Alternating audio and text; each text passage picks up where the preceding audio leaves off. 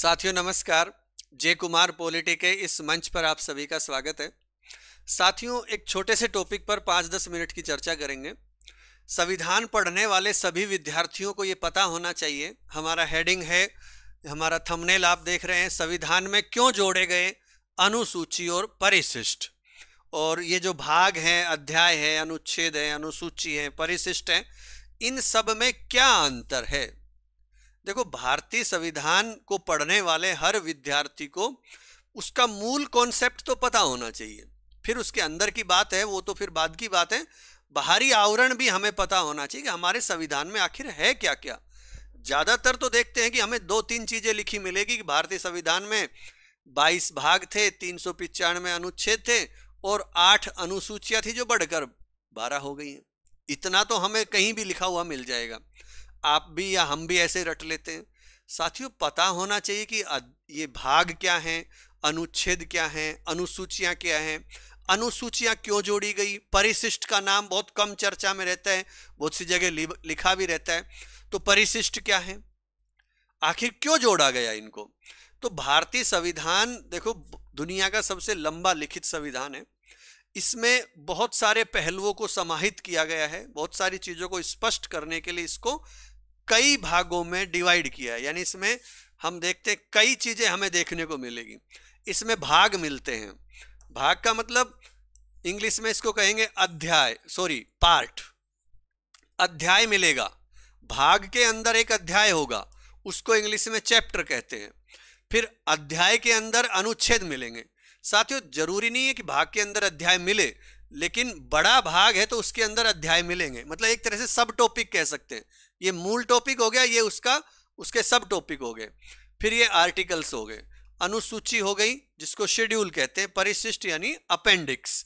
ये संविधान में क्यों है। देखो, आज हम समझेंगे कि इन सब के बीच में क्या अंतर है, इनको क्यों जोड़ा गया, और विशेषकर अनुसूची और परिशिष्ट के बारे में जरूर चर्चा करेंगे। ज्यादा चर्चा करेंगे कि आखिर इनको क्यों जोड़ा गया। क्यों ना कुछ आर्टिकल बढ़ा देते, जो अनुसूचियां हैं, परिशिष्ट है, वो सारी बात आर्टिकल में ही जोड़ देते। अलग से अनुसूची जोड़ने की क्या जरूरत पड़ गई। देखो साथियों, भाग है, अध्याय है, अनुच्छेद है, ये तीन तो एक दूसरे से स्पष्ट रूप से जुड़े हुए हैं।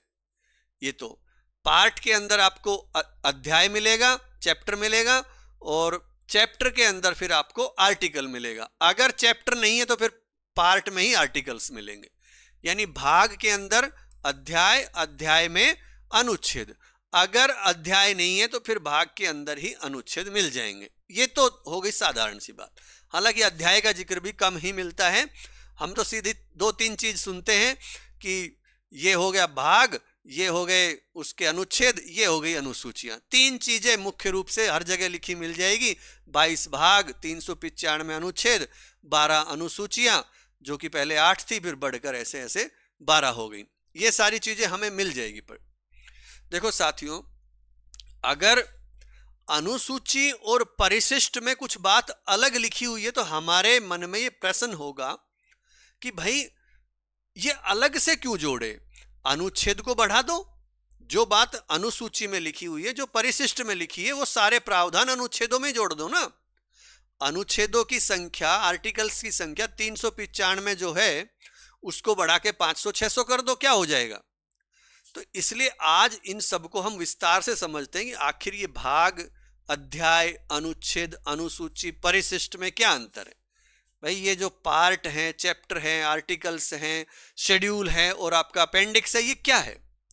देखो, सबसे पहले तो भाग, अध्याय, अनुच्छेद को समझ लेते हैं बहुत सरल भाषा में। जैसे कि मान लो हम कोई किताब में एक टॉपिक पढ़ रहे हैं, एक चैप्टर पढ़ रहे हैं, एक अध्याय पढ़ रहे हैं, और उसका नाम है मान लो भारत के भौतिक प्रदेश। ठीक है, भारत के भौतिक प्रदेश, ये एक हमारा चैप्टर है किताब में, उसका हमें अध्ययन करना है। तो इसकी तुलना हम भारत के इस भाग, भारतीय संविधान के इस भाग से करेंगे, पार्ट से करेंगे। यानी वहां पर जो ये पार्ट है, जो जिसको हम चैप्टर नाम दे रखा है अपनी किताब में, अध्याय नाम दे रखा है, उसकी तुलना हम भारतीय संविधान के इस भाग से करेंगे। मैं सिर्फ समझा रहा हूं, ना कि संविधान में ये सब लिखा हुआ है। उसके बाद अब मान लो हमें पढ़ना है पाठ, जिसका पाठ का नाम है भारत के भौतिक प्रदेश। तो उसको समझाने के लिए, या उसको किताब में भी उसका वर्णन कर रखा होगा स्पष्ट रूप से। भारत के भौतिक प्रदेशों को कई भागों में बांट रखा होगा, जैसे कि मान लो हिमालय पर्वतीय क्षेत्र है आपका, ये हो गया उत्तरी विशाल मैदान हो गया, और फिर प्रायद्वीपीय पठार हो गया, भारतीय मरुस्थल हो गया, तटीय मैदान हो गए, द्वीप समूह हो गए, और ज़्यादा विस्तार करो अलग अलग तो पूर्वोत्तर क्षेत्र का अलग से अध्ययन कर लो। इस तरह से उनको समझाने के लिए टॉपिक के अंदर सब टॉपिक डालेंगे। तो मान लो भारत के भौतिक प्रदेश को पढ़ रहे हैं, तो पहला टॉपिक हम पढ़ रहे हैं हिमालय पर्वतीय क्षेत्र। तो इसके अंदर हो गया हिमालय पर्वत, ये इसका टॉपिक हो गया। भारत के भौतिक प्रदेश है, मान लो 5, 6, 7 भागों में बांट रखा, जिसमें से पहला हो गया हिमालय। अब इसकी तुलना हम इस संविधान का जो ये चैप्टर नाम का वो है, उसको हम इससे तुलना करेंगे। अध्याय से तुलना हम इस सब टॉपिक से करेंगे, क्योंकि भाग के अंदर अध्याय है, यहां पर इसके अंदर ये है। अब हम हिमालय पर चर्चा करेंगे फिर विस्तार से कि हिमालय क्या है। अब जब हम हिमालय पर्वत को समझाएंगे, तो हिमालय पर्वत को समझाने के लिए और टुकड़े कर सकते हैं उसका उपविभाजन कर सकते हैं। जैसे कि मान लो हमने ग्रेट हिमालय की बात कर ली, भाई महान हिमालय हो गया, हिमाद्री जिसको बोलते हैं, या मध्य हिमालय हो गया जिसको हिमाचल प्रदेश भी कहते हैं। ये शिवालिक की श्रेणियां हो गई, उसके 2-3 श्रेणी मान लो हमने बांट दिया इसमें।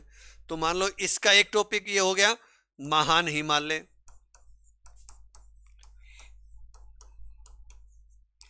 ठीक है।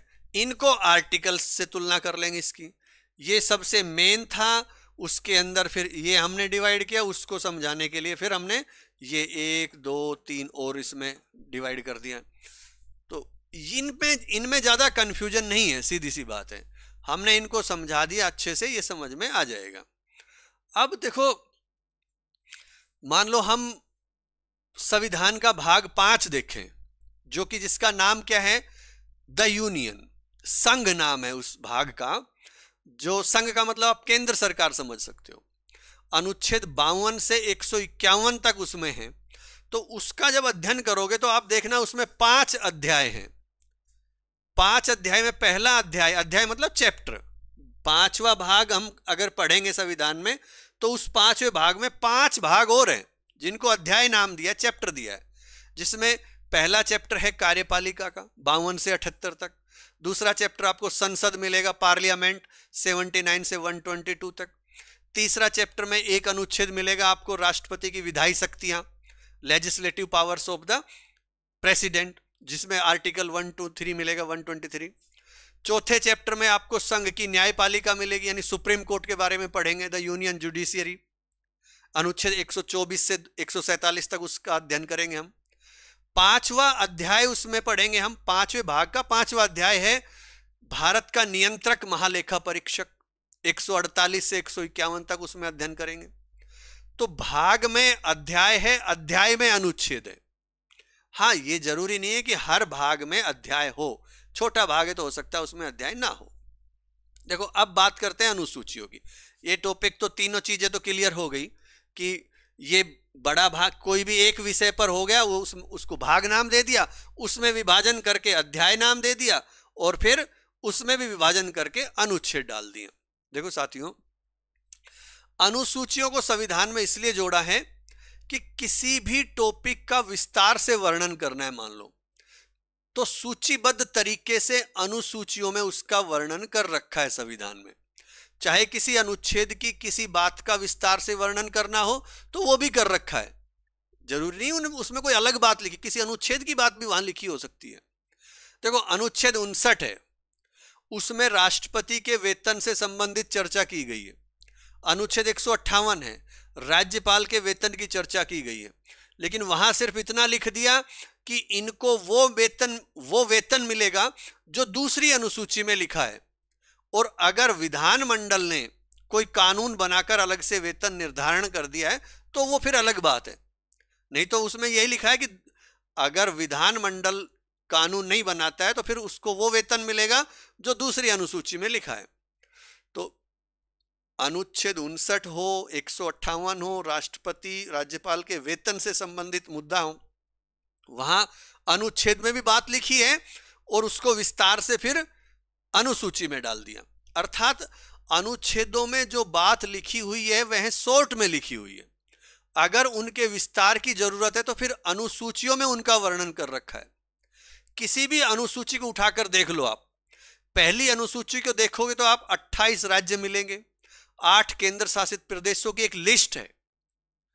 दूसरी अनुसूची में देखो, वेतन से संबंधित वर्णन किया गया पूरा विस्तार से, विभिन्न पदाधिकारियों के वेतन का वर्णन है। राष्ट्रपति है, राज्यपाल है, लोकसभा के अध्यक्ष हैं, उपाध्यक्ष हैं, राज्यसभा के सभापति हैं, उपसभापति है, विधानसभा अध्यक्ष हैं, उपाध्यक्ष है, विधान परिषद के सभापति हैं, उपसभापति हैं, उच्चतम न्यायालय और उच्च न्यायालय के न्यायाधीश हैं, ये नियंत्रक और महालेखा परीक्षक, इन सब के वेतन का वर्णन मिल जाएगा वहां पे। तीसरी अनुसूची को हम देखते हैं तो शपथ के प्रारूप पर चर्चा की गई है कि विस्तार से जितने भी शपथ के प्रारूप है वो सारा वहां लिख रखा है। जिन जिन अधिकारियों पदाधिकारियों के लिए होती है उनका वर्णन है, जिसमें संघ और राज्यों के मंत्रियों की पद और गोपनीयता की शपथ है। संसद और राज्य विधानमंडल के सदस्य जो चुनाव लड़ते हैं, चुनाव लड़ने के लिए जो या चुनाव जीतने के बाद जो शपथ लेते हैं, पहले भी लेते हैं, जीतने के बाद लेते हैं, उन सब का प्रारूप वहां मिल जाएगा आपको। उच्चतम न्यायालय के न्यायाधीश हैं, नियंत्रक महालेखा परीक्षक है, उच्च न्यायालय के न्यायाधीश, इन सब की शपथ का वहां क्रम वाइज दिया हुआ है। चौथी अनुसूची में आप देखोगे राज्यसभा के सीटों का आवंटन है कि किस राज्य को कितनी सीटें मिली हुई है, वहां पर लिखा हुआ है, लिस्ट वाइज पूरा स्पष्ट रूप से लिखा है। पांचवी अनुसूची में देखो, अनुसूचित क्षेत्रों से संबंधित अनुसूचित जनजातियों के प्रशासन और नियंत्रण के बारे में प्रावधान है, विस्तार से क्रमबद्ध तरीके से वर्णन कर रखा है।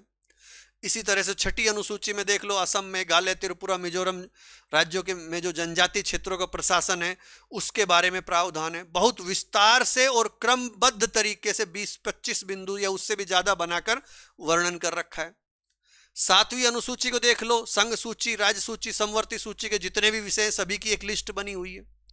आठवीं अनुसूची को देखो, वहां पर जितनी भी भाषाएं उन सब का वर्णन कर रखा है, एक लिस्ट है, एक सूची है बाकायदा। नौवीं अनुसूची देखो, बहुत ज्यादा विस्तार है, 284 कानूनों का उसमें उल्लेख कर रखा है। 10वीं अनुसूची में दल बदल से संबंधित विस्तार पर वर्णन है। 11वीं अनुसूची उठाओगे तो आप उसमें 29 विषय मिलेंगे। 12वीं अनुसूची में 18 विषय मिलेंगे, एक सूची मिलेगी, लिस्ट मिलेगी वहां पर। तो साथियों, ये सारी 12 की 12 अनुसूचियों में हमने क्या देखा? हम इस आधार पर कह सकते हैं कि किसी भी मुद्दे को विस्तार से चर्चा करने के लिए या विस्तार से उनका वर्णन करने के लिए अनुसूचियों को जोड़ा गया है। यह किसी विशेष विषय, प्रावधान या व्यवस्था को स्पष्ट करती है, क्रमबद्ध तरीके से प्रस्तुत करती है, व्यवस्थित रूप से प्रस्तुत करती है। तो कुछ विषयों को अनुच्छेदों में विस्तार से लिखना व्यवहारिक नहीं था, इसलिए उनको शेड्यूल में डाल दिया।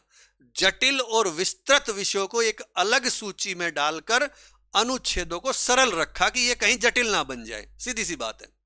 और सूचनाओं और प्रावधानों को एक क्रमबद्ध तरीके में और वर्गीकृत करते हुए प्रस्तुत करने के लिए ये अनुसूचियां जोड़ी गई। तो साथियों, ये तो हो गई अनुसूची की बात।